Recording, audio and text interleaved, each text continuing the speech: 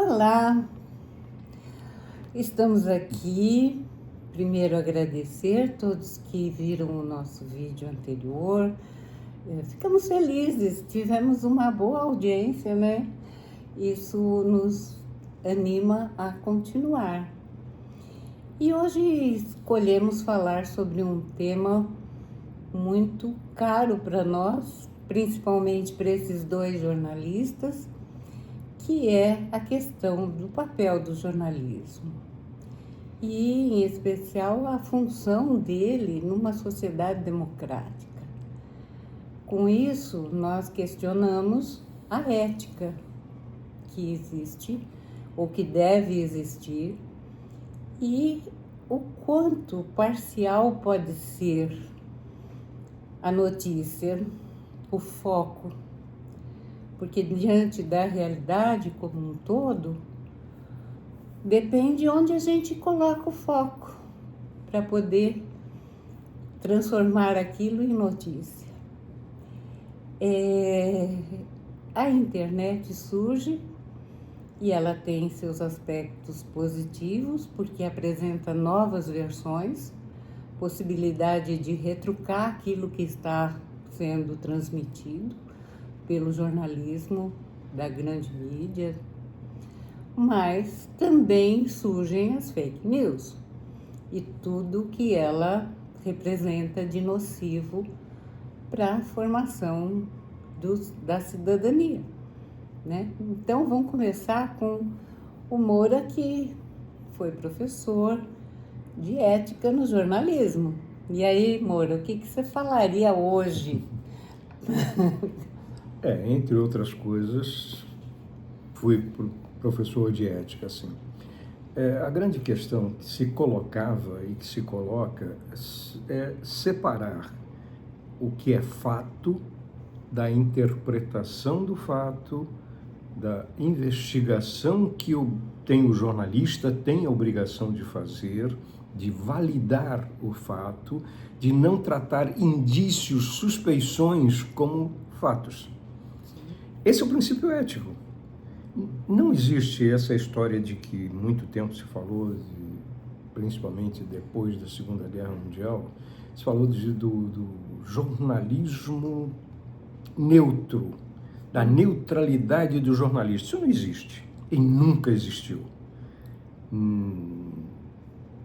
De fato, nunca existiu. Desde que apareceu o primeiro texto impresso com Gutenberg, e depois os panfletos que foram aparecendo, que alguns chamavam de jornalismo, outros é só panfleto mesmo, eles sempre foram porta-voz de alguém, de alguma coisa, de alguma ideia. Sim. Isso continua sendo.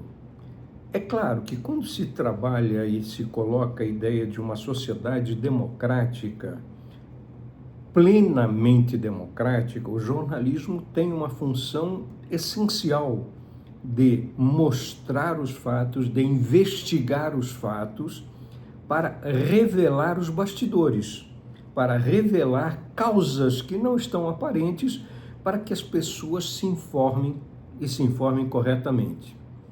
O problema é que não é isso. Sim. Por quê? Porque há o interesse das empresas. Muitas vezes se condena o jornalista quando o jornalista faz o seu trabalho. Só que ao passar por um processo de edição, a um processo de publicação, o editor já faz uma peneira, seguindo ou não a orientação da empresa, mas a sua própria orientação. E, de outro lado, dali até ser publicado, para passar pela peneira da empresa e dos interesses da empresa. Não existe empresa jornalística, que objetiva lucro. Estamos num sistema capitalista, então toda empresa, o objetivo central é o lucro, não é por outra razão. Nenhuma empresa faz por benemerência. Benemerência é outra coisa, é igreja, é assistência social, é qualquer outra coisa, menos empresa. Empresa é lucro.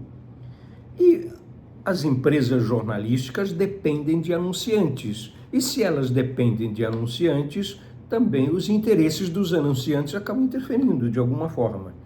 Então, por mais que se queira distanciar isto, ele acaba interferindo. E isso se dá de várias maneiras. Muitas vezes o trabalho jornalístico é respeitado na matéria. A matéria está correta, a apuração feita pelo jornalista está correta, mas tem uma manchete, tem uma chamada, tem um título que chama para coisas absolutamente secundárias ou sequer inexistentes na matéria. Sim. Muitas vezes é pura neura do editor, mas outras vezes são outras interferências que chamam para coisa que não é o essencial. Um possível indício, de repente, vira a notícia. Bem, possível indício depende de investigação. Todo indício deve ser investigado. E o jornalista não é um transcrevedor. Pode falar que está errada a palavra, não interessa. O sentido está muito claro. Transcrevedor de declarações. Jornalismo declaratório não é jornalismo. O jornalismo necessariamente passa pela validação. Se basear numa declaração, ok, tranquilo. Mas essa declaração tem que ser validada, ela tem que ser investigada, tem que ter confronto com outras fontes. Não pode ser simplesmente jogada como a verdade. Depois que ela foi jogada, depois que alguém foi criminalizado sem ter nada a ver com a história, não adianta uma absolvição posterior. 2, 3, 4, 5, 10 anos depois é absolvido, o processo é anulado. Às vezes nem há processo. Uma investigação que se prolonga, que não resulta em coisa nenhuma, não dá nem processo, mas o sujeito já foi julgado. Ele já está rotulado, ele já está condenado pela sociedade. Isso é terrível, isso está ocorrendo nos nossos dias. A gente pega aí canais de notícias na televisão, a gente pega pela internet, no telefone de alguém, no celular de alguém, apareceu um nome do Zé Bolinha. Quem que é esse Zé Bolinha? O Zé Bolinha é o filho do rapaz. Mas quem é o rapaz? Aí se faz inferências de que é o Papa Francisco, o filho do Papa Francisco. Claro que eu estou sendo jocoso, mas é meio isso, se joga. E aí é complicado. Isso não é jornalismo. Isso é aviltamento do jornalismo. Certo. E você, como jornalista, o que você fala pra gente, minha amiga? Olha, meu tempo, na minha geração, né? Sou de uma geração que entrou na faculdade no final dos anos 70, ainda, né? Bem forte a ditadura. E a gente entrava por idealismo, sabe? Era o sonho de contar a verdade, de mostrar o outro lado, que nunca era mostrado, era sempre abafado e só publicações clandestinas, assim, mas que a gente conseguia ter acesso ao que estava acontecendo. Então, era o grande sonho, era poder falar a verdade, né? Aí a gente sai da faculdade com toda a ilusão do mundo e vai para a imprensa. Aí chega lá e vê que nada disso existe, de fato, né? Que uma brincadeira que todo mundo tinha para colocar o pé bem no chão era, bom, fale de Deus. Aí a gente tem que virar e perguntar, mas é contra ou é a favor? Depende do que o patrão quer que você escreva, né? Então, e aí foram algumas experiências boas, outras não muito boas, na maior parte das vezes. Políticos que são donos de jornal. Cansei de fazer pesquisa, né, de intenção de voto, aí você pega 50 pessoas, 20, 30 você vai no bairro que o cara tem mais voto, as outras você dilui na cidade, claro que ele vai estar sempre na frente na pesquisa.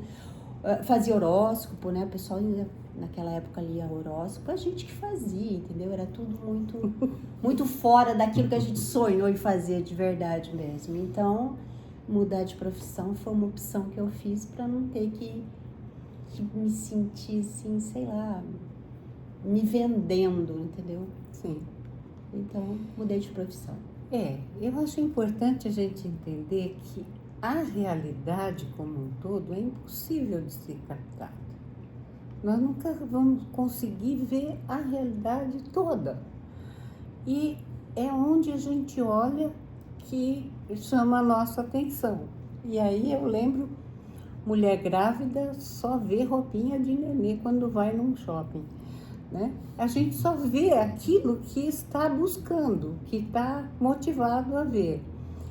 E eu acho que no jornalismo, essa escolha do que virar manchete, Moura, que você fala, é assim tão evidente, porque tem tanta coisa acontecendo, mas quando num jornal de uma emissora de TV, aparece, é algo que parece ser aquilo o mais importante, quando na verdade pode não ser.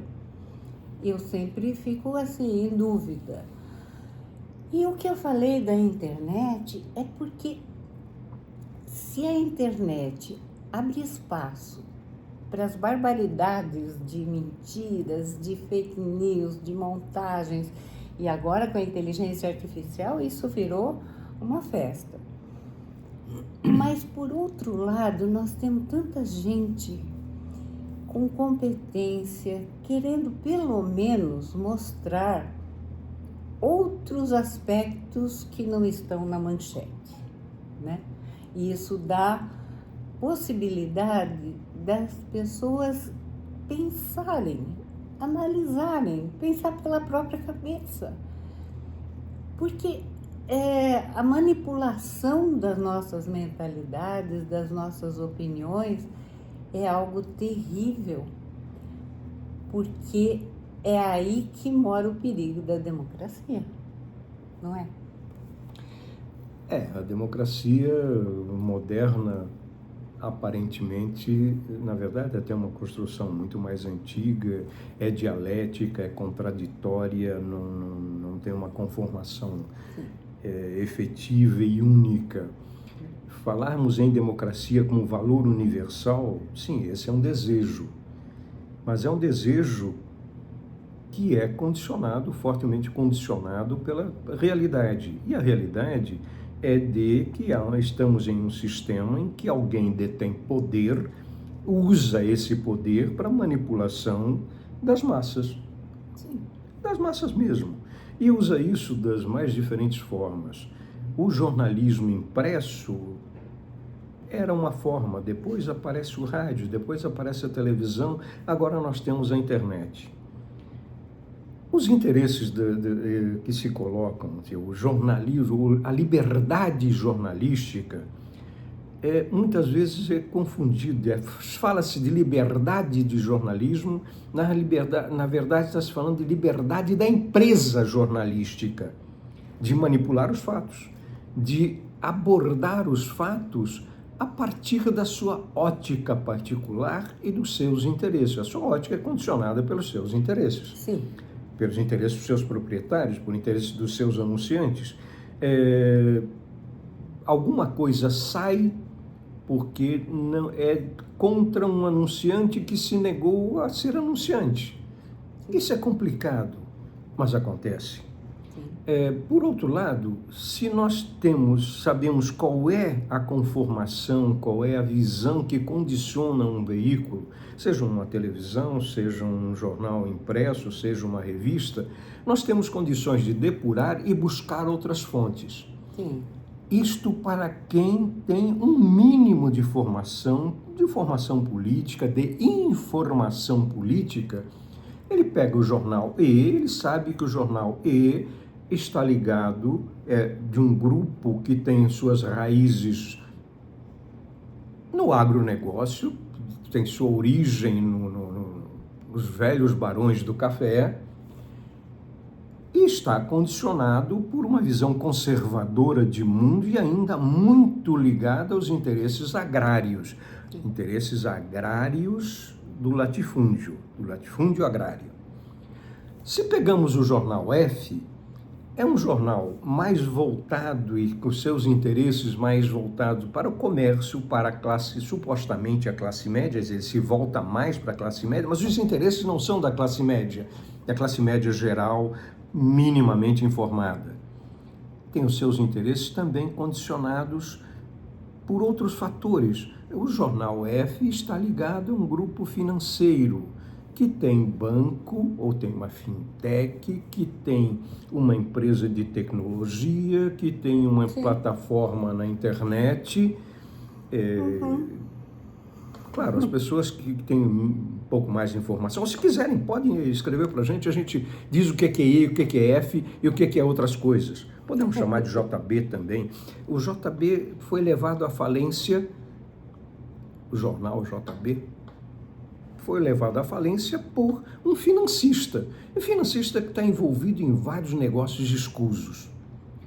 Quem é que fala disso exatamente? São poucos jornais, eventualmente falam o nome do sujeito, mas não falam as ligações dele, ou falam pouco das ligações.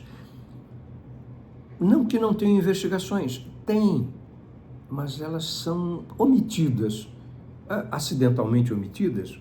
Não é acidental. Ao mesmo tempo em que se colocam nomes que apareceram no telefone de alguém, que é parente de alguém, que fez ligação para alguém, para um outro, terceiro, quarto, quinto, aí já estabelece a ligação do quinto com o primeiro, porque passou por outros 4 que fizeram ligações. Investigou isso? Nada, não tem investigação nenhuma, são puras conjecturas. Mas conjecturar e tratar conjectura como verdade é um problema, isso é uma distorção. Sim. E pessoas acreditam nisso e acabam propagando isso. E com a internet é pior. Propagando possíveis indícios, que seriam fatores para serem investigados, claro que sim. Possível indício, sim, é um indício. Deixa de ser possível para ser indício, para ser fator, para ser fato, ótimo. Então, vamos trabalhar isso. Agora, investigue-se e não se trabalhe o possível indício como verdade. Aí é um problema. Sim. Isso daqui... fala. Não, eu me lembro de um caso muito antigo. O pessoal algumas pessoas ainda vão se lembrar daquela escola em São Paulo, se não me engano, escola base. O Florestan Fernandes, o filho, foi o único que se negou a fazer matéria sobre. E o dono da escola acabou se matando e anos depois provou que nada daquilo existiu, foi tudo mentira. Sim. Sabe, mas... Essa questão assim de divulgar algo que não é verdadeiro, que não é comprovado, que não foi investigado e que depois, né, como você falou no início, fica a marca, não adianta desmentir. Lembro da minha avó. Ela contava a história da mulher que era fofoqueira e que foi para o padre, e o padre deu de penitência ela subir na torre e jogar um saco de penas, quando fazia ainda travesseiro de pena, e jogar dela de cima. E que a penitência dela seria o perdão para o pecado de falar mal dos outros, era quando ela conseguisse encher novamente o travesseiro com todas as penas que ela tinha espalhado. Quer dizer, como você vai conseguir consertar algo que foi divulgado sem a responsabilidade, sem a comprovação, sem a verdade obtida, e depois falar, sinto muito, nós erramos. Você sabe que isso é uma cena de um filme, né?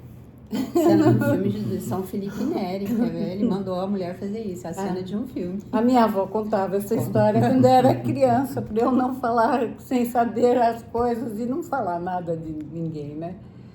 Bom, meus amigos, e agora? Acho que nós podemos sugerir alguns sites, contas de pessoas que procuram mostrar uma versão diferente desses fatos que são divulgados pela grande mídia.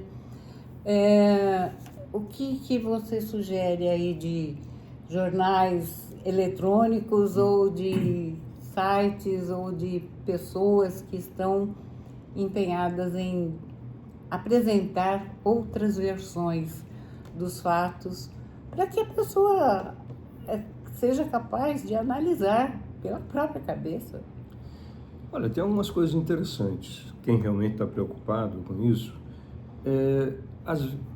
olhar jornais internacionais, com todas as suas distorções, tem interesses muito diferentes e muito próprios, e muitas vezes elucidam as coisas que estão acontecendo no Brasil.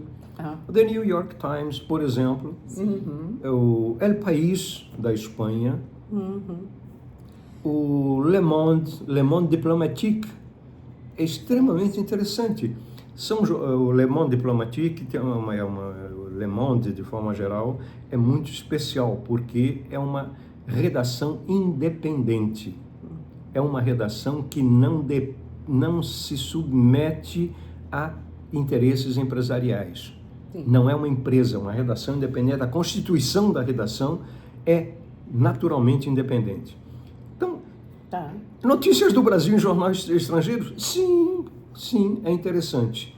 Porque tem investigações muito interessantes feitas por jornalistas, correspondentes estrangeiros no Brasil, que publicam lá fora e não conseguem publicar no Brasil. E às vezes até brasileiros, jornalistas brasileiros atuando no Brasil, que mandam especialmente para o El País. É uma dica importante. Você, Maria Augusta, indica algum site, algum jornal ou alguma pessoa que você segue nas redes? Olha, o Intercept. O Intercept Brasil. O ICL. O ICL. Gosto de assistir, o problema for a língua estrangeira, gosto de assistir jornais de Portugal, pelo menos não tem um problema da língua, né? Principalmente sobre assuntos de guerra, eu acho que eles estão muito mais bem informados.